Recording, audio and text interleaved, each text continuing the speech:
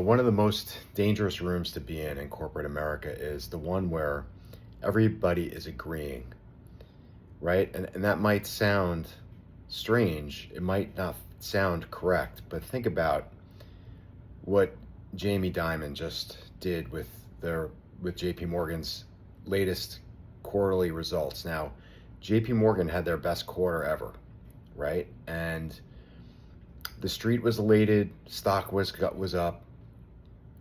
Numbers beat expectations. I'm sure everybody in the room on that conference call was elated.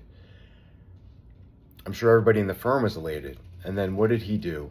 And 2 days later, he got on a podcast and he said, actually, I wouldn't buy the stock market at these prices. And I wouldn't buy long dated treasuries either. He was talking about, in his mind, the geopolitical and fiscal risks underneath the market. They were signaling something wasn't right.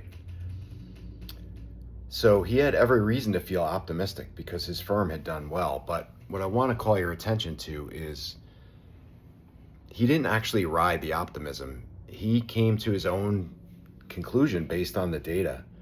And that's a leadership skill that people underestimate all the time. And it's one that we need to pay more attention to.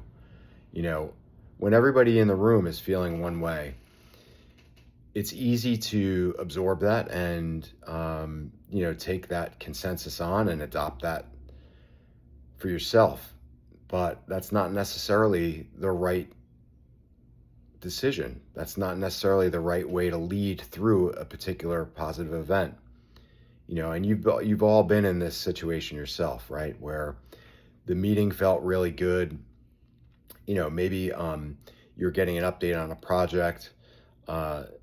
Everybody is really ecstatic about the pace of delivery, but you know that the team can't keep up with that pace.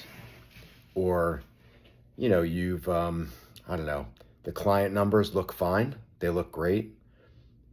And you're in the meeting with your CRO, and actually, that the pipeline behind that is pretty thin.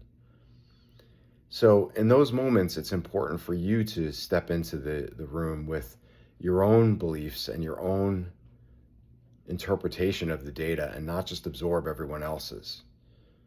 It's easy to fall into consensus. It's easy to fall into the trap of agreeing with everybody and adopting that for your own posture.